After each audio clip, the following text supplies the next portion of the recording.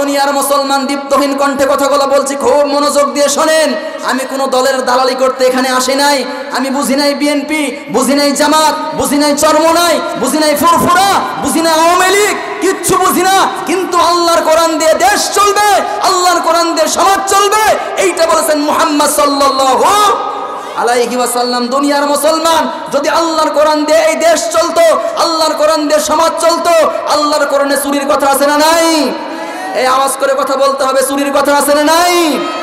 আল্লাহর কোরআন জানিয়েছেন, ওয়াসারিকু ওয়াসারিকাতু ফাকদু আইদিয়াহুমা জাযাম বিমা কাসাবা নাকালাম মিনাল্লাহ। চোর পুরুষ হোক নারী হোক, যদি সাক্ষ্য প্রমাণ ধরা পড়ে, ওই চোরের হাত কেটে দাও। এই মুরারিপুরের ময়দানে যদি একটা চোরকে ধরে নিয়ে এসে তার হাত কেটে দেওয়া হতো, আল্লাহর কসম করে বলি এই বাংলার জমিনে আগামীকাল সকাল থেকে আর দ্বিতীয় চোর খুঁজে পাওয়া যেত না। ঠিক কিনা? আল্লাহর কোরআন দিয়ে দেশ চলবে, জমিন চলবে। কে কে চান আরেকবার দুহাত তুলে আমার আল্লাহর দেখান। মা তো মা যার হয় না তুলনা, মা তো মা যার হয় না তুলনা। লালন করেন যিনি, আদর করেন তিনি। লালন করেন যিনি, আদর করেন তিনি। সোহাগ ভোলানো চলে মা পরশমণি। মা তো মা যার হই না তুলনা, মা তো মা যার হই না তুলনা। আপনার নামাজ আছে, রোজা আছে, হজ আছে, যাকাত আছে, কোনো অসুবিধা নেই। শুধু একটা বিষয় নেই, কিয়ামতের মাঠে নবীজির কাছ থেকে আপনি সুপারিশ পাবেন না। আল্লাহ রাব্বুল আলামিন কোরআনুল কারীমের ভিতরে বলেন, ওয়াকাদা রাব্বুকা আল্লা তা'বুদু ইল্লা ইয়াহু ওয়া বিল ওয়ালিদাইনি ইহসানা। হামালাতুহু উম্মুহু কুরহান ওয়া ওয়াদা'তুহু কুরহা ওয়া হামলুহু وفصاله 30 شهرا। পড়েন আল্লাহু আকবার। খুব মনোযোগ দিয়ে শোনেন। ও দুনিয়ার মুসলমান, কিয়ামতের মাঠে নবীজির কাছ থেকে যদি আপনি সুপারিশ নিতে চান, আল্লাহর ইবাদত করার পরে দায়িত্ব হচ্ছে সন্তান যারা মা আর বাবার খেজমত করা। মা বাবার কি করা বলেন তো দেখি? মা বাবার খেজমত করা। মা বাবার আইন মানা কিন্তু ফরজ না, মা বাবার খেজমত করা ফরজ। আপনার নামাজ আছে, রোজা আছে, হজ আছে, যাকাত আছে। মা বাবার সঙ্গে আপনি বেয়াদবি করেছেন, আল্লাহর কসম করে বলি আপনার জন্য আল্লাহর জান্নাত নয়, নবীজিও আপনার জন্য সুপারিশ করবে না। তাহলে সব থাকবে, পিতামাতা যদি অখুশি থাকে, নারাজ থাকে, জান্নাত পাওয়া যাবে। আরো জোরে বলেন, জান্নাত পাওয়া যাবে। আল্লাহর নবীর সাহাবী হযরতে আলকামা, এই কান লাগান ভালো করে, এখানে শিক্ষা আছে। হযরতে আলকামা রাদিয়াল্লাহু আনহু নবীজির সাহাবী, নবীজির পিছনে নামাজ পড়ার পরেও যখন মৃত্যুর সময় হযরতে আলকামা রাদিয়াল্লাহু আনহুর মুখ দিয়ে কালিমা নসিব হচ্ছে না। খুব মনোযোগ দিয়ে শোনেন। সাহাবীরা আল্লাহর নবীর কাছে খবর পাঠিয়ে দিলেন, ইয়া রাসূলুল্লাহ, আপনার সাহাবী আলকামা তার মুখ দিয়ে কিন্তু কালিমা বের হয় না। আমরা যতই কালিমার তালকিন দিই, হযরতে আলকামার মুখ দিয়ে কালিমা কিন্তু বের হয় না। আল্লাহর নবী আসলেন, আসার পরে বলেন, আলকামার মা অথবা বাবা কেউ বেঁচে আছে? বলে আছে। কে বেঁচে আছে? বলে মা। ডাক দিয়ে নিয়ে আসো। মাকে যখন নিয়ে আসা হলো, আল্লাহর নবী জিজ্ঞাসা করলেন, আলকামার মা, আপনার সন্তান কেমন ছিল বলেন। আমি বোঝাচ্ছিলাম কিয়ামতের মাঠে আল্লাহর নবীর কাছ থেকে সুপারিশ যদি আপনি নিতে চান, মা বাবা বেঁচে আছে, তাদের খেজমত করা ফরজ, খেজমত করাই লাগবে। কথা বলেন ঠিক কিনা?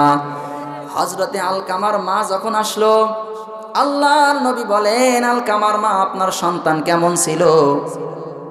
আলকামা বলে, আলকামার মা বলে, ইয়া রাসূলুল্লাহ, আমার সন্তান আলকামা খুব ভালো মানুষ ছিল, ভালো সন্তান ছিল। নামাজ, রোজা, হজ, যাকাত সব কিছু ঠিকঠাক, আমার জানা মতে মিথ্যা কথা বলেনি।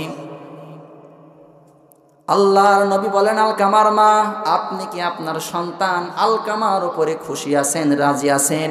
এ কথা বলার সঙ্গে সঙ্গে আলকামার মা তার চোখ দিয়ে পানি ঝরা শুরু হয়ে গেছে। তার মানে আলকামার উপরে নারাজ। এখানে শিখার বিষয়, নামাজ, রোজা, হজ, যাকাত সব ঠিকঠাক, নারাজ কেন? একটু মনোযোগ দিয়ে শোনেন। আল্লাহর নবী বলেন, আলকামার মা কি হয়েছে আমারে খুলে বলেন। আলকামার মুখ দিয়ে কালিমা কিন্তু বের হয় না, আর কালিমা বের না হয়ে যদি মারা যায়, মুশরিক হয়ে মারা যাবে, যাবে জাহান্নামে। আলকামার মা ডাক দিয়ে বলে, ইয়া রাসূলুল্লাহ, আমার সন্তান ভালো ছিল, কিন্তু যখন আমি আমার সন্তানকে ডাকতাম, একবার, দুইবার, তিনবার, পাঁচবার, ছয়বার ডাকার পরে আমার ডাকে সাড়া দিত, আর বউ যদি ডাকতো সঙ্গে সঙ্গে সাড়া দিত। আমি তখন খুব কষ্ট পেয়ে যেতাম। আমার সন্তান আমার ডাকে সাড়া প্রথমবারে দিত না, এই জন্য আমি একটু মনক্ষুণ্ণ। আল্লাহর নবী বুঝতে পারলেন যে এই জন্য মুখ দিয়ে কালিমা বের হয় না। আল্লাহর নবী বললেন, আলকামার মা, তোমার সন্তান আলকামাকে তুমি মাফ করে দাও। আলকামার মা বলে, ইয়া রাসূলুল্লাহ, আমার সন্তানকে আমি মাফ করব না। সঙ্গে সঙ্গে আল্লাহর নবী বললেন, হাররিকু, আগুন জ্বালাও, আলকামাকে জীবিত জ্বালিয়ে দেব। কোন সন্তানকে তার মায়ের সামনে জীবিত যদি জ্বালিয়ে দেয়, কোন মা সহ্য করতে পারবে? সবাই বলেন, পারবে? আলকামার মা ডাক দিয়ে বলে, ইয়া রাসূলুল্লাহ, কেমন কথা, আপনি আমার চোখের সামনে আমার সন্তান আলকামাকে জ্বালিয়ে ফেলবেন, আমি মা কিন্তু সহ্য করতে পারবো না। আল্লাহর নবী ডাক দিয়ে বলেন, আলকামার মা, আপনি যদি আলকামাকে মাফ না করেন, কিয়ামতের মাঠে আমার আল্লাহ জাহান্নামের আগুন এর চাইতে 70 গুণ দ্বিগুণ করে আলকামার দেহটাকে জ্বালাবে। পড়েন নাউজুবিল্লাহ।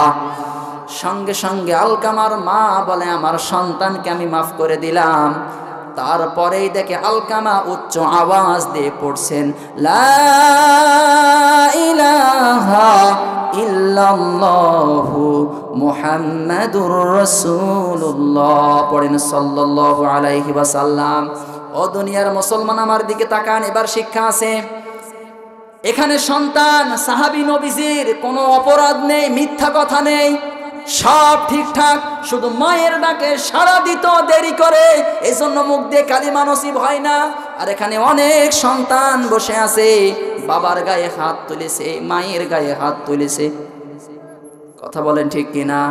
আল্লাহর কসম করে বলি, নবীজি জানিয়েছেন, হুমা জান্নাতুকা ওয়া মা নারুকা, তোমার মা তোমার জান্নাত, তোমার বাবা তোমার জান্নাত। তুমি যদি তোমার বাবার গায়ে, মায়ের গায়ে একটা বাড়ি দিয়েছো, সঙ্গে সঙ্গে তুমি তোমার জান্নাত ভেঙে টুকরা টুকরা করে ফেলেছো। পড়েন নাউজুবিল্লাহ। আল্লাহর নবী জানিয়েছেন, লাউ কাতাতা জিলদা, কোন সন্তান যদি তার গায়ের চামড়া কেটে মায়ের বাবার জুতা বানিয়ে দেওয়া হয়, সেই মায়ের দুধ খেয়েছে, 1 ফোঁটা দুধ 4 ভাগ করলে 1 ভাগ ঋণ ওই সন্তান কোনোদিন শোধ করতে পারবে না। পড়েন সুবহানাল্লাহ। এখানে একটা ঘটনা বলছি, মা কত কষ্ট করে, বাবা কত কষ্ট করে, কেন আপনি তাদের খেজমত করবেন? খুব মনোযোগ দিয়ে শোনেন। একটা সন্তান তার মাকে বলছে, মা, আমি তোমার কাছে 150 টাকা পাই। একটা লিস্ট বানিয়েছে, মাকে গিয়ে বলছে, মা, এই যে নাও, আমি তোমার কাছে 150 টাকা পাই, লিস্ট আমি দিয়ে দিলাম। কিসের 150 টাকা পাও? ওই সন্তান বলে, মা, প্রতিদিন আমি তোমার মশারি টাঙিয়ে দিই, এই জন্য 50 টাকা। প্রতিদিন ফুল গাছে পানি দিই, এই জন্য আরও 50 টাকা। প্রতিদিন আমার ছোট ভাইকে নিয়ে ঘোরাই, এই জন্য আরও 50 টাকা। এই মোট 150 টাকা আমি পাই, তোমার হাতে দিলাম, আমার 150 টাকা দাও। এখানে খুব মনোযোগ দিয়ে শোনেন, কোনো দিকে তাকাবেন না। মা সঙ্গে সঙ্গে চোখের পানি ফেলে সন্তানরে ডাক দিয়ে বলে, সন্তান, তোমার ভাউচার তুমি নিজে লিখেছো, আর আমার ভাউচার দুনিয়ার কোনো সাধারণ মানুষ লেখে নাই, লিখেছেন আমার আল্লাহ। পড়েন সুবহানাল্লাহ। হামালাতুহু উম্মুহু কুরহা ওয়া ওয়াদাআতুহু কুরহা। পড়েন আল্লাহু আকবার। সন্তান তো বুঝে নাই, মা ডাক দিয়ে বলে, সন্তান, আমার ভাউচার আমার আল্লাহ লিখেছে, আমিও তোমার কাছে টাকা পাই। ছোট মানুষ তো বুঝে নাই, ডাক দিয়ে বলে, মা, কিসের টাকা পাও? এইবার মা ডাক দিয়ে বলে, সন্তান, এই যে হামালাতুহু উম্মুহু, হামালা ইয়াহমিলু মানে বহন করা। সন্তান যে বলে, সন্তান, আমি তোরে এই যে আমার পেটের মধ্যে 10 মাস 10 দিন বহন করে নিয়ে বেড়াইছি। আমার আল্লাহ আমাকে ভাউচার দিয়েছে, তুই যখন আমার পেটের ভিতরে ছিলি 1 মাস নয়, 2 মাস নয়, 3 মাস নয়, 10 মাস 10 দিন তুই আমার পেটের ভিতরে ছিলি, কত কষ্ট তুই আমারে দিয়েছিস। যখন খাবার খেতে বসেছি, সবাই বাড়ির খাবার খেতে বসেছে, আমি মা আমিও খাবার খেতে বসেছি। এই যে ভাতের থালাটা সামনে নিয়ে ভাতের লোকমাটা মুখে দেব, সন্তান, তুই আমার পেটের ভিতরে এত জোরে একটা লাথি মেরে দিয়েছিস, ভাতটা খেতে পারে নাই, থালাটা দূরে সরিয়ে দিয়ে হাতটা ধুয়ে ঘরের ভিতরে গিয়ে ডুকরে পড়ে আমি কান্নাকাটি করেছি। সন্তান বলে, মা ডাক দিয়ে বলে, সন্তান, তুই যখন আমার পেটের ভিতরে ছিলি, আমি ঘরের ভিতরে যাওয়ার পরে ডুকরে পরে আমি আর আল্লাহরে বলেছি, আল্লাহ, আমার সন্তান আমার পেটের ভিতরে লাথি মেরে দিয়েছে। আমি মা আমার সন্তানরে এত ভালোবাসি, এত মহব্বত করি, আমার পেটে লাথি মেরেছে, আমার কলিজা পর্যন্ত ছিঁড়ে গেছে। আল্লাহ, তুমি আমার সন্তানরে সহি সালামতে পৃথিবীর জমিনে নিয়ে আসো। আমার সন্তানের উপর আমার রাগ নেই, কোনো ক্ষোভ নেই। ডাক দিয়ে বলে, সন্তান, তুই আমার পেটের মধ্যে লাথি মেরে দিয়েছিস, আমি কোনো অভিযোগ করিনি, আমি আল্লাহর কাছে তোর জন্য দোয়া করেছি, কেউ কোনোদিন আমারে 1 টাকাও দেয়নি, কয় টাকা দিবি দে। সন্তান ছোট মানুষ, কোনো কথা বলে না। মা ডাক দিয়ে বলে, সন্তান, শুধু তাই নয়, আমি যখন তোকে পৃথিবীর জমিনে ডেলিভারি করেছিলাম, 1 বালতি নয় 2 বালতি রক্ত তুই আমার শরীর থেকে ঝরিয়েছিস। বিজ্ঞান এখন প্রমাণ করেছে একটা মানুষের শরীরে ব্যথা সহ্য করার ক্ষমতা আছে 45 পেন, 45 ইউনিট। কিন্তু একটা মা যখন তার সন্তানকে ডেলিভারি করে, 45 পেন না, 45 ইউনিট না, 56 পেন, 56 জন্য 1 বালতি নয় 2 বালতি রক্ত ঝরিয়েছি, কেউ কোনোদিন আমার 1 টাকাও দেয়নি, কয় টাকা দিবি দে। মা আবার ডাক দিয়ে বলে, সন্তান, তুই যখন ছোট ছিলি, তোর মুখে কোনো ভাষা ছিল না। ও দুনিয়ার সন্তান, খুব মনোযোগ দিয়ে শোনেন, আমিও বুঝতাম না যে মা বাবার কত কদর। আমি যখন বড় হয়েছি তখন বুঝতে শিখেছি, আমিও একজন বাবা, সন্তানকে যেই পরিমাণ মহাব্বত করি, আমার বাবা আমার মা আমাকে ওই রকম মহাব্বত করেছে। কথা বলেন ঠিক কিনা? ওই সন্তানকে ডাক দিয়ে বলে, মা, ও সন্তান, তুই যখন ছোট ছিলি, সবাই বাড়ির খাবার খেতে বসেছে, আমিও খাবার খেতে বসেছি, তোরে কোলে নিয়েছি। তোরে যখন কোলে নিয়ে খাবার খেতে বসেছি, কোলের মধ্যে পায়খানা করে দিয়েছিস, পোশাক করে দিয়েছিস। তোর পায়খানা দেখে, পোশাক দেখে সবাই বাড়ির পালিয়ে চলে গেছে, কিন্তু আমি মা তোরে পালাই না, ফেলাই নাই। আমি হাতটা ধুয়ে তোর পায়খানা পরিষ্কার করেছি, পোশাক পরিষ্কার করেছি, আবার তোর গালে চুমা দিয়েছি। আমাকে দুনিয়ার কোনো মানুষ 1 টাকাও কেউ দেয় নাই, কয় টাকা দিবি দে। সন্তান, তুই যখন অসুস্থ হয়েছিলি, সারা রাত তোর পাশে বসে তোর মাথায় হাত বুলিয়ে দিয়েছি, কেউ কোনোদিন আমারে 1 টাকা দেয়নি, কয় টাকা দিবি দে। বুকের দুধ খাইয়েছি 2.5 বছর, কেউ কোনোদিন 1 টাকাও দেয়নি, ও সন্তান, কয় টাকা দিবি দে। ও দুনিয়ার মুসলমান, এখানে সন্তান যারা আপনারা আছেন, খবরদার, মায়ের সঙ্গে বেয়াদবি হয়েছে, বাবার সঙ্গে বেয়াদবি হয়েছে, আজকে এই রাত্রে বাড়িতে যাবেন, বাবার হাত ধরে, মায়ের হাত ধরে বলবেন, মা বাবা, তোমাদের অনেক অন্যায় করেছি, গালিগালাজ করেছি, আল্লাহর ওয়াস্তে আমারে মাফ করে দাও। এ কথা যদি আপনি বলতে পারেন, আল্লাহর কসম করে বলি, আপনার মা বাবা যদি আপনার জন্য 1 ফোঁটা চোখের পানি ফেলে, ভালোবাসার পানি, ওই 1 ফোঁটা চোখের পানিতে আল্লাহর জাহান্নাম হারাম হয়ে যাবে। এই জন্য মায়ের কাছ থেকে দোয়া নেওয়া লাগবে। তো আরো জোরে বলেন, মায়ের কাছ থেকে দোয়া নেওয়া লাগবে না? অনেকের মা হয়তো পৃথিবীর জমিনে নেই, বাবাও পৃথিবীর জমিনে নেই, কবরে চলে গেছে। দেখি কার বাবা কার মা কবরে চলে গেছে, হাত তোলেন দেখি। আল্লাহ, তুমি তাকিয়ে দেখো, অনেক বাবা আছে, মা আছে, তারা অন্ধকার কবরে শায়িত আছে। আল্লাহ, তুমি তাদেরকে জান্নাতুল ফেরদাউস দান করো, পড়েন আমিন। আর যাদের বাবা বেঁচে আছে, মা বেঁচে আছে, মায়ের কাছ থেকে বাবার কাছ থেকে দোয়া নেওয়া লাগবে। অনেক সন্তান মায়ের লাশ বাবার লাশ কাঁধে নিয়ে মাকে বাবাকে কবরের মধ্যে নামিয়েছে। কথা বলেন ঠিক কিনা? দুনিয়ার মুসলমান, মসজিদের পালকি আপনার বাড়ির সামনে হাজির হয়ে যাবে, আমরা কেউ কিন্তু জানি না। এই জন্য মা এবং বাবার কাছ থেকে দোয়া নেওয়া লাগবে। আল্লাহ রাব্বুল আলামিন মা এবং বাবার খেজমত করতে বলেছেন। আল্লাহ তাআলা জানিয়েছেন মা এবং বাবার খেজমত যদি কেউ না করে, মা যদি বাবা যদি অখুশি থাকে, কিয়ামতের মাঠে নবীজির কাছ থেকে সুপারিশ পাওয়া যাবে। আরো জোরে বলেন যাবে। মা তো মা যার হয় না তুলনা, মা তো মা যার হয় না তুলনা, লালন করেন যিনি আদর করেন তিনি, লালন করেন যিনি আদর করেন তিনি, সোহাগ ভোলানো চলে মা পরশমণি, মা তো মা যার হই না তুলনা, মা তো মা যার হই না তুলনা।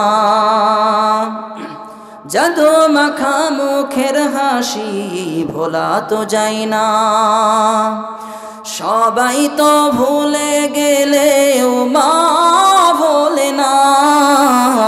জাদু মাখা মুখের হাসি ভোলা তো যায় না, সবাই তো ভুলে গেলেও মা ভোলে না। সবচেয়ে প্রিয় মা জননী, তাকে দুঃখ দিও না, মা তো মা যার হয় না তুলনা, যার হয় না তুলনা। পড়েন আমিন, আর জোরে পড়েন আমিন। জিকির করেন লা ইলাহা।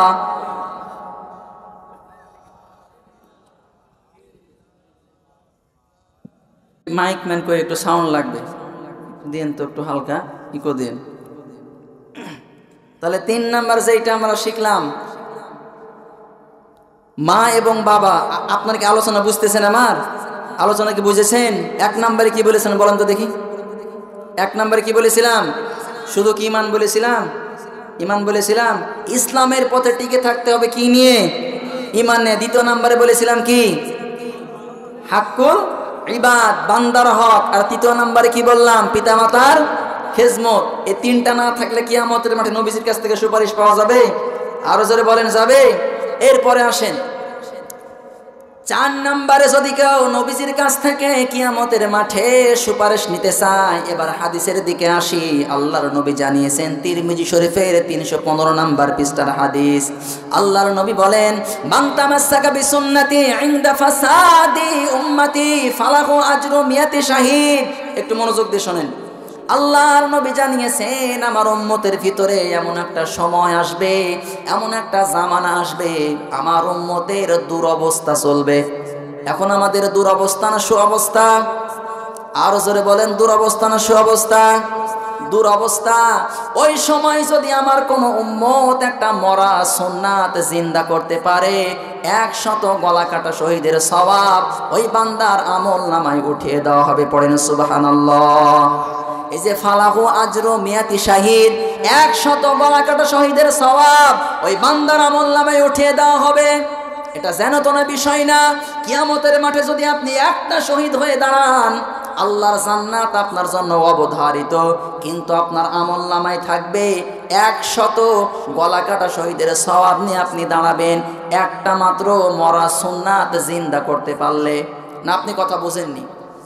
একটা মাত্র মরা সুন্নাত যদি আপনি জিন্দা করতে পারেন, 100 গলা কাটা শহীদের সওয়াব। এই যে ফালাহু আজরু মিয়াতি শাহিদ, কিয়ামতের মাঠে আপনি দাঁড়াবেন নিয়ে, আমার আল্লাহ খুশি হয়ে যাবে, রাসূল খুশি হয়ে যাবে। কিয়ামতের মাঠে দেখবে যখন আপনার আমল নামায় 100 গলা কাটা শহীদের সওয়াব, তখন আমার আল্লাহ আপনাকে জান্নাত দিয়ে দেবে। পড়েন সুবহানাল্লাহ। এখানে মরা সুন্নাতের কথা বলা হয়েছে, খুব কান খাড়া করে শোনেন। মরা সুন্নাত কোনটা দেখেন তো? যে সুন্নাত একেবারেই মারা যায়নি পৃথিবীতে, এবার খোঁজেন। লম্বা জামা গায়ে দেওয়া সুন্নাত, এটা কি মারা গেছে একবারেই? কেউ না পড়লে আমি পড়ি। আমাদের বড় ভাই মাহবুবুর রহমান ভাই, উনি পড়ে। উনি আমার সাথে অনেক দিনের সম্পর্ক, আপনারা বুঝবেন না, একসময় শুনিলেন ভাইয়ের কাছ থেকে। আমি যখন এতটুক তখন থেকে সম্পর্ক আমার। তো কিয়ামতের মাঠে যখন আপনি দাঁড়াবেন, মরা সুন্নাতে জীবিত করতে পারলে 100 গলা কাটা শহীদের সওয়াব। লম্বা জামা গায়ে দেওয়া সুন্নাত, এই সুন্নাত মারা যায়নি, হুজুরেরা দেয়। খাওয়ার পরে মিষ্টি খাওয়া সুন্নাত, এটা কি মারা গেছে? আর জোরে বলেন মারা গেছে। কেউ যদি নাও খায়, হুজুরেরা বলে না আজকে খেয়ে আসলাম। মিষ্টি খাওয়া সুন্নাত, এটাও জীবিত আছে। পাগড়ি মাথায় দেওয়া সুন্নাত, এটাও জীবিত আছে। যেই মরা সুন্নাত একেবারে মারা গেছে, এখন বলবো, বলেন বলবো, মন খারাপ হয়ে যাবে না? আরো জোরে বলেন। কিয়ামতের মাঠে নবীজির কাছ থেকে সুপারিশ যদি কেউ নিতে চায়, এ মরা সুন্নাত জিন্দা করতে পারলে 100 গলা কাটা শহীদের সওয়াব। তিরমিজি শরীফের 315 নম্বর পৃষ্ঠার হাদিস। আর আল্লাহর নবীর শাফায়াত আপনার জন্য একেবারে বরাদ্দ হয়ে আছে। এবার মরা সুন্নাত দেখেন, যদি বলি আপনার মন খারাপ হয়ে যায়, আল্লাহর কসম করে বলি, কিয়ামতের মাঠে নবীজির কাছ থেকে আপনি সুপারিশ পাবেন না। আল্লাহর নবীর মরা সুন্নাত যেইটা, নবীজি 10 বছর রাষ্ট্র চালিয়েছিলেন আল্লাহর কোরআন দিয়ে, এই সুন্নাত বাংলাদেশে নেই, একেবারেই মারা গেছে। কথা বলেন ঠিক কিনা? এই সুন্নাত আমরা কে কে চাই? দু হাত তুলে আল্লাহরে দেখান। লিল্লাহে তাকবীর, লিল্লাহে তাকবীর। এই সুন্নাত চান তো আপনারা নাকি বলেন? ও দুনিয়ার মুসলমান, দীপ্তহীন কণ্ঠে কথাগুলো বলছি, খুব মনোযোগ দিয়ে শোনেন। আমি কোনো দলের দালালি করতে এখানে আসি নাই। আমি বুঝি নাই বিএনপি, বুঝি নাই জামাত, বুঝি নাই চরমোনাই, বুঝি নাই ফুরফুরা, বুঝি নাই আওয়ামী লীগ, কিচ্ছু বুঝি না। কিন্তু আল্লাহর কোরআন দিয়ে দেশ চলবে, আল্লাহর কোরআন দিয়ে সমাজ চলবে, এইটা বলেছেন মুহাম্মদ সাল্লাল্লাহু আলাইহি ওয়াসাল্লাম। দুনিয়ার মুসলমান, যদি আল্লাহর কোরআন দিয়ে এই দেশ চলতো, আল্লাহর কোরআন দিয়ে সমাজ চলতো, আল্লাহর কোরআনে চুরির কথা আছে না নাই? এই আওয়াজ করে কথা বলতে হবে, চুরির কথা আছে না নাই? আল্লাহর কোরআন জানিয়েছেন, ওয়াসারিকু ওয়াসারিকাতু ফাকতু আইদিয়াহুমা জাযাম বিমা কাসাবা নাকালাম মিনাল্লাহ। চোর পুরুষ হোক নারী হোক, যদি সাক্ষ্য প্রমাণ ধরা পড়ে, ওই চোরের হাত কেটে দাও। এই মুরারিপুরের ময়দানে যদি একটা চোরকে ধরে নিয়ে এসে তার হাত কেটে দেওয়া হতো, আল্লাহর কসম করে বলি, এই বাংলার জমিনে আগামীকাল সকাল থেকে আর দ্বিতীয় চোর খুঁজে পাওয়া যেত না। ঠিক কিনা? আল্লাহর কোরআন দিয়ে দেশ চলবে, জমিন চলবে। কে কে চান? আরেকবার দুহাত তুলে আমার আল্লাহর দেখান। লিল্লাহে তাকবীর, লিল্লাহে তাকবীর। এই যে সুন্নাত যদি আমরা জীবিত করতে পারি, সমাজের মানুষ এই সোনার বাংলা সোনা দিয়ে ভরপুর হতে 72 সাল লাগবে না, 62 সাল লাগবে না, 72 মিনিটও লাগবে না, 72 সেকেন্ডে এই বাংলার জমিনটা সোনার বাংলা হয়ে যাবে। ঠিক কিনা?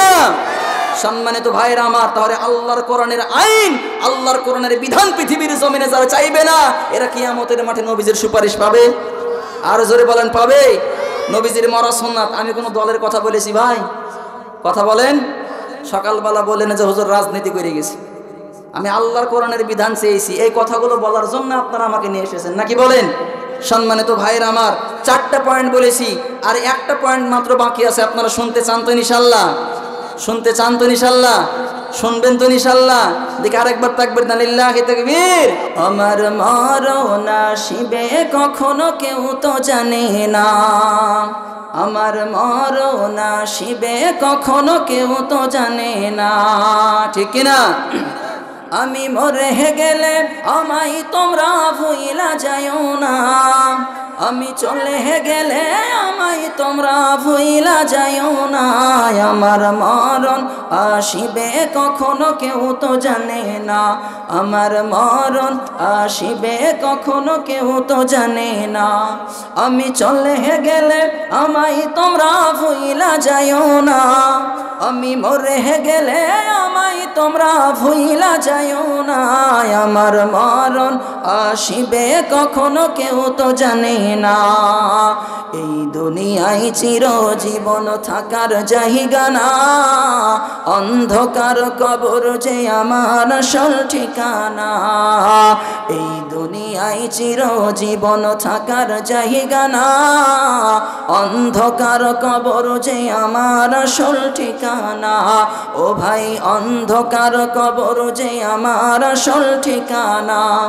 আমি বুঝব তখন নবী বিনে আপন কেহ নাই, আমার মরণ আসিবে কখনো কেউ তো জানে না, আমার মরণ আসিবে কখনো কেউ তো জানে না। কবর মাঝে মা বাবাকে দেখা যাবে না, দেখব যাকে তিনি হলেন শাহে মদিনা। কবর মাঝে মা বাবাকে দেখা যাবে না, দেখব যাকে তিনি হলেন সোনার মদিনা। ও ভাই দেখব যাকে তিনি হলেন সোনার মদিনা। আমি বুঝব তখন নবী বিনে আপন কেহ নাই, আমার মরণ আসিবে কখনো কেউ তো জানে না, আমার মরণ আসিবে কখনো কেউ তো জানে না। আমি চলে গেলে আমায় তোমরা ভুইলা যাইও না, আমার মরণ আসিবে কখন কেউ তো জানে না। পড়ে না আমিন। علماءهم شر من تحتهم أديم السماء من عندهما تخرج الفتنة فيهم تعود رواه البيهقي। ও দুনিয়ার মুসলমান, কিয়ামতের মাঠে নবীজির কাছ থেকে যদি কেউ সুপারিশ নিতে চায়, আল্লাহর নবী জানিয়েছেন এমন একটা সময় আসবে, এমন একটা জামানা আসবে, ওই সময় ওই জামানায় আমার উম্মতেরা আলেম ওলামাদেরকে সব চাইতে লাঞ্ছিত, অপমানিত, অপদস্থ করবে। কথা বলেন ঠিক কিনা? আজ বাংলার জমিনে আলেমদের উপর বেশি নির্যাতন, জুলুম, নিপীড়ন চলে নাকি সাধারণ মানুষের উপর? কার উপর চলে বলেন? আর জোরে বলেন কার উপরে? আপনারা চালান না, আপনারা ভালো আলহামদুলিল্লাহ। বাংলাদেশে এমন মসজিদ পাওয়া গেছে, আমরা ফেসবুকে দেখতে পাই, ইউটিউবে দেখতে পাই, মসজিদের সেক্রেটারি সভাপতি ইমাম সাহেবকে বেঁধে রেখেছে, সুদের কথা আলোচনা করেছে। তাই এই কথা বলেন। আপনাদের এলাকায় কি আমি জানি না, তবে উদারত আহ্বান দিয়ে জানে আল্লাহর কসম করে বলি, আল উলামা ওয়ারাসাতুল আম্বিয়া, নবীদের ওয়ারিস হচ্ছেন আলেম ওলামারা। কারা?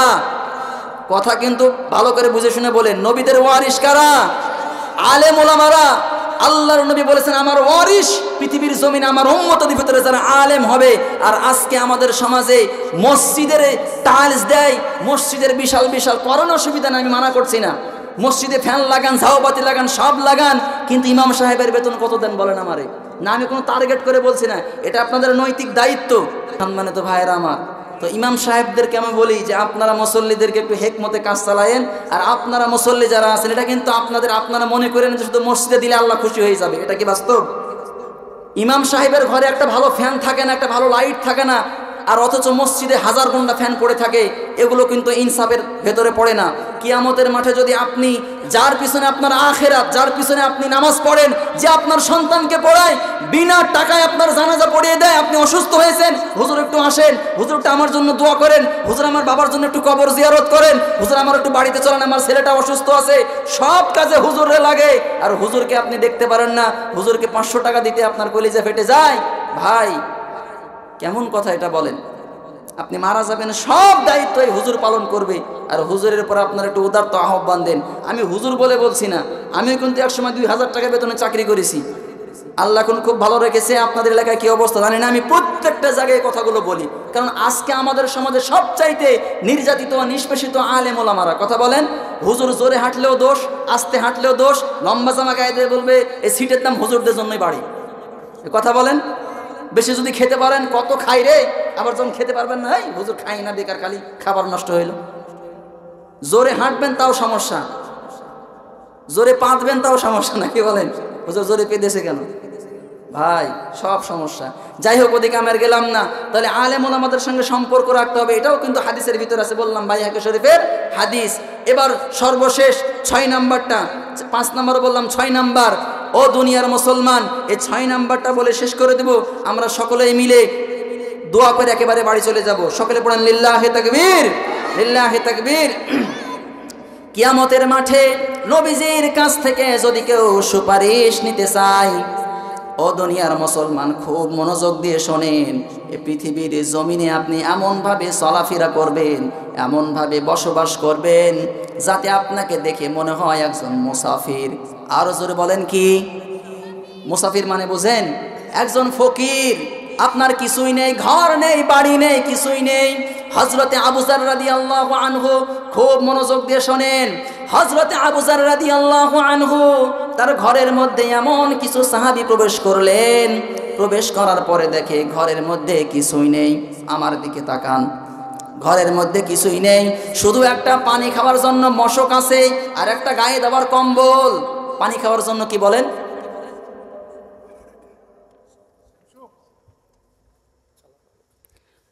একটা মাত্র কম্বল আছে গায়ে দেওয়ার জন্য, আর পানি খাওয়ার জন্য একটা মশক আছে। একটা খুব মনোযোগ দিয়ে শোনেন। সাহাবীরা ঘরের ভিতরে প্রবেশ করার পরে বলেন, আবু যার, তোমার এই একটাই ঘর নাকি আরো একটা ঘর আছে? হযরতে আবু যার বলে যে না, আমার এই একটাই ঘর, আর কোনো ঘর নেই, আর কোনো ঘর নেই, একটাই মাত্র ঘর। হযরতে আবু যার রাদিয়াল্লাহু আনহুকে বলেন সাহাবীরা, ও আবু যার, একটা মাত্র ঘর তোমার, ঘরে আসবাবপত্র কোথায়? বলে আসবাবপত্র ঘরের মধ্যে নেই, আমার আসবাবপত্র লাগবেও না।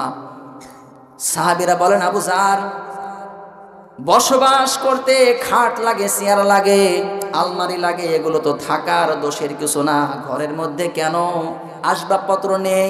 হযরতে আবু যার ডাক দিয়ে বলে, ও নবীর সাহাবীরা, যে ঘরের মালিকই আমি না, যে ঘরই আমার না, সেই ঘরের আসবাব দিয়ে আমি কি করব? আপনি কথা বোঝেন না? আবার বলছি, হযরতে আবু যার বলে যে ঘরের মালিকই আমি না, এ ঘরের আসবাবপত্র দিয়ে আমি কি করব? ঘরের যিনি মালিক যখন তখন আমাকে ঘর ছাড়ার নোটিশ দিয়ে দিয়েছে, যখন তখন ঘর ছাড়তে হতে পারে। যেই ঘর আমার আসল ঘর, সেই ঘরের জন্য আমি আসবাবপত্র জোগাড় করছি। এই ঘরের মালিক আমি না, ঘরের মালিক আমার আল্লাহ। কখন মরণ আসবে আমি জানি না, ওই আল্লাহ আমাকে নোটিশ দিয়ে দিয়েছে, আবু যার, যখন তখন তোমাকে ঘর ছাড়তে হতে পারে, এই জন্য ঘরের আসবাবপত্র আমার লাগবে না, আমার আসল ঘর কবর, ওই ঘরের জন্য আমি আসবাবপত্র জোগাড় করছি। পড়েন সুবহানাল্লাহ। ও দুনিয়ার মুসলমান, সাহাবীদের চিন্তা চেতনা কেমন ছিল? দুনিয়ার ঘর একদিন ছাড়তেই হবে, কথা বলেন ঠিক কিনা? এই ঘরের স্থায়িত্ব আপনার না, আজীবন আপনি থাকবেন না। এই জন্য আল্লাহর নবী সাল্লাল্লাহু আলাইহি ওয়াসাল্লাম হযরতে ওমর রাদিয়াল্লাহু আনহুকে কাছে ডাকলেন। ডাকার পরে ঘাড়ে হাত দিলেন। ক্বালা মান কি বিহাযা ইয়া রাসূলুল্লাহ, ঘাড়ে হাত দিলেন। হাত দেওয়ার পরে বলছেন, কুম ফিদ দুনিয়া কান্নাকা গরীবুন আও আবির সাবিল।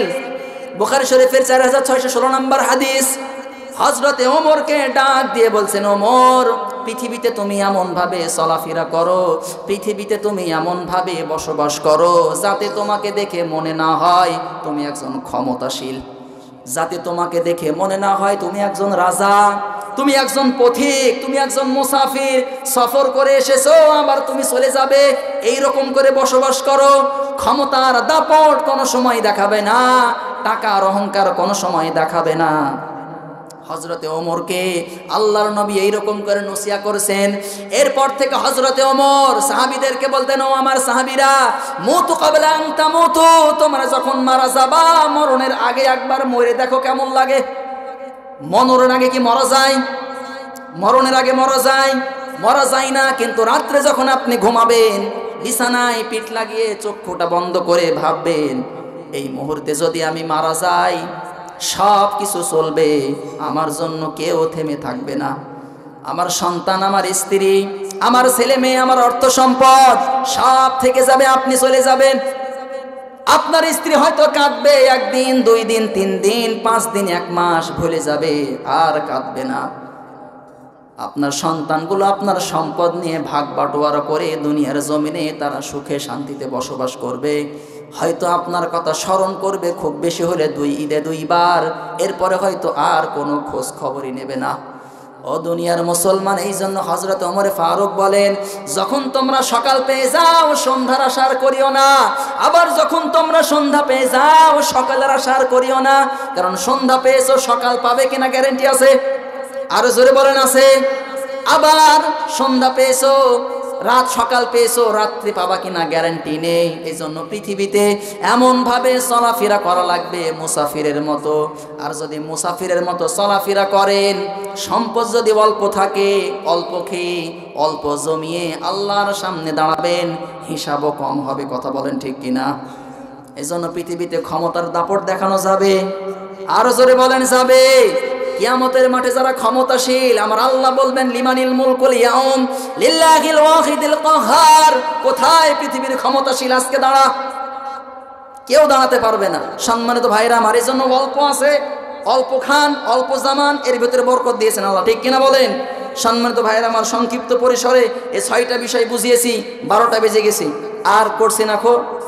কথা বলবেন নাকি আপনারা? একটু কথা বলবে। আপনারা দোয়া না করে চলে যাবেন? দোয়া না করে চলে যাবেন? কে কে চলে যাবেন দেখে হাত তোলেন তো দোয়া না করে। আল্লাহ তাআলার দরবারে যেহেতু সামনে রমাদানুল মুবারক মাস, 6টা বিষয় বুঝিয়েছি। আমার আলোচনা বিষয় ভিত্তিক হয়েছে, আমি মনে আশা করছি।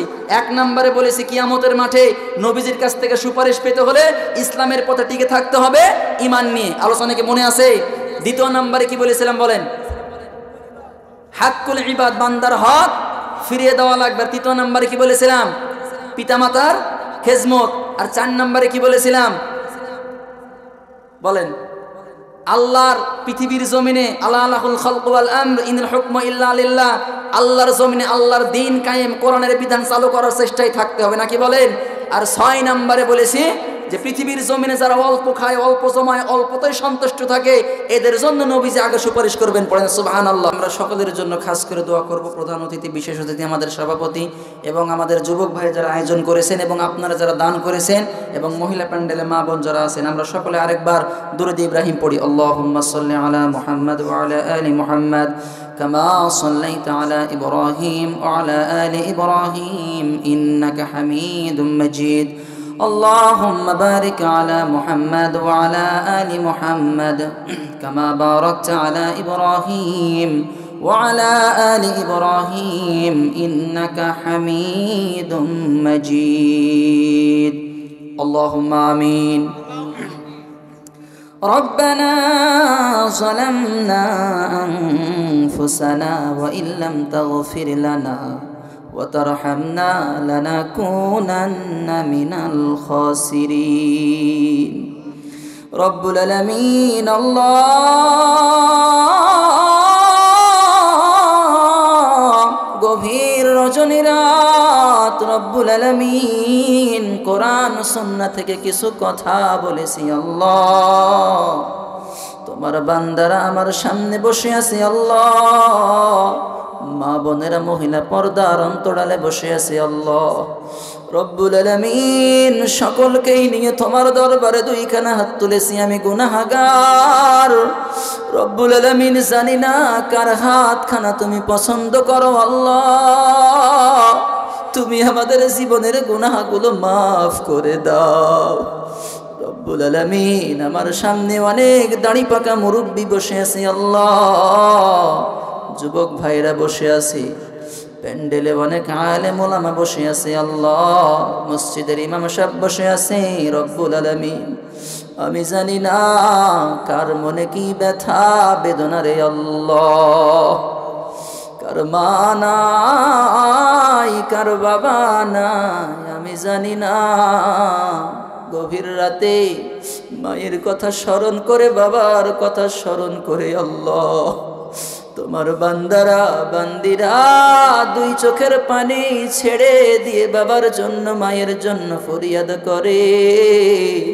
ওই মায়ের কবরটা, বাবার কবরটা তুমি জান্নাতের বাগিচা বানায়া দাও। রব্বুল আলামিন, হয়তো সন্তান বাড়িতে গিয়ে মা বলে আর ডাকতে পারে না, বাবা বলে আর ডাকতে পারে না। মায়ের লাশটা কাঁধে নিয়ে, বাবার লাশটা কাঁধে নিয়ে কবরের মধ্যে নামাইছে। এমন সন্তান তোমার দরবারে 2খানা হাত তুলেছে। আল্লাহ, ওই মায়ের কবরটা, বাবার কবরটা তুমি জান্নাতের বাগিচা বানায়া দাও। রব্বুল আলামিন, আল্লাহ একদিন আমরা অন্ধকার কবরে চলে যাব আল্লাহ। মসজিদের মাইকে অ্যানাউন্সমেন্ট হয়ে যাবে, অমুক গ্রামের অমুক ব্যক্তি নাই। হয়তো আমারই মাইকিনটা হয়ে যেতে পারে, আমি জানি না। ওই অন্ধকার কবরে আমি কেমন করে থাকবো আল্লাহ, যেই ঘরে কোনো সাথী নাই, কোনো বাতি নাই, অন্ধকার ঘর, পোকামাকড়ের ঘর, সাপ বিচ্ছুর ঘর। রব্বুল আলামিন কবরের মাটি যখন চাপ দেবে, বান্দার এই পাশের হাড্ডি ওই পাশের মধ্যে প্রবেশ করবে। রব্বুল আলামিন ওই কবরের আযাব থেকে তুমি আমাদেরকে বাঁচাও। আমি জানি না, মহিলা প্যান্ডেলে মায়েরা বসে আছে, বোনেরা বসে আছে, হয়তো কারো মা নাই, কারো বাবা নাই, কারো স্বামী নাই, কারো সন্তান নাই। রব্বুল আলামিন মা বোনেরা দীর্ঘ আলোচনা শুনেছে আল্লাহ, ওই মায়ের জীবনের গুনাহগুলো মাফ করে দাও, মনের কামনা বাসনাগুলো পূরণ করে দাও। আত্মীয় স্বজন অন্ধকার কবরে থাকলে আল্লাহ তুমি মাফ করে দাও। আজকের মাহফিলে যারা অতিথি আল্লাহ, প্রধান অতিথি, বিশেষ অতিথি আল্লাহ, সভাপতি রব্বুল আলামিন সকলকেই তুমি কবুল এবং মঞ্জুর করে নাও। রব্বুল আলামিন তোমার যেই বান্দা বান্দিগুলো দান করেছে আল্লাহ, আমি জানি না, অনেকেই মায়ের জন্য দোয়া চেয়েছে, বাবার জন্য দোয়া চেয়েছে, বাবাকে স্মরণ করে, মাকে স্মরণ করে কবর বাড়িতে একটু শান্তির জন্য দান করেছে আল্লাহ। ওই দানটাকে কবর করে মায়ের কবরটা, বাবার কবরটা তুমি জান্নাতের বাগিচা বানায়া দাও। রব্বুল আলামিন সকলের দানকে তুমি কবুল এবং মঞ্জুর করে নাও। এই প্রোগ্রাম যারা আয়োজন করেছে আল্লাহ, যুবক ভাইদের, গ্রামবাসীদের আল্লাহ সকলকেই কবুল করে নাও। যেই বাসার মধ্যে খাওয়া দাওয়া করলাম আল্লাহ, মুরব্বি দোয়া চেয়েছে রব্বুল আলামিন, জানে মালে বরকত দিয়া দাও, হায়াতে তৈয়্যিবা সিহাতে কুল্লিয়া দিয়ে দাও। রব্বুল আলামিন খাস করে সকলের জন্য আরেকবার দোয়া করি আল্লাহ, এই মাহফিলের জন্য যারা শ্রম দিয়েছে, টাকা দিয়েছে, বুদ্ধি দিয়েছে, মেধা দিয়েছে আল্লাহ, প্রধান অতিথি, বিশেষ অতিথি আল্লাহ, বক্তা, শ্রোতা, পর্দার অন্তরালে মা বোনেরা সকলকেই তুমি কবুল এবং মঞ্জুর করে নাও। সকলের জীবনের গুনাহগুলো তুমি মাফ করে দাও। সামনে রমাদানুল মুবারকের 30টি রোজা আমরা যাতে রাখতে পারি, শরীর সুস্থ রাখো আল্লাহ। হক এবং বাতিলকে পার্থক্য করে বাকি জীবন চালাতে পারে সেই তৌফিক আল্লাহ তুমি আমাদেরকে দাও। রব্বুল আলামিন আল্লাহ, মৃত্যুর সময় তুমি আমাদের জবান দিয়ে মধুর বাণী কালিমা জারি করায়া দিও, লা ইলাহা ইল্লাল্লাহু মুহাম্মাদুর রাসূলুল্লাহ।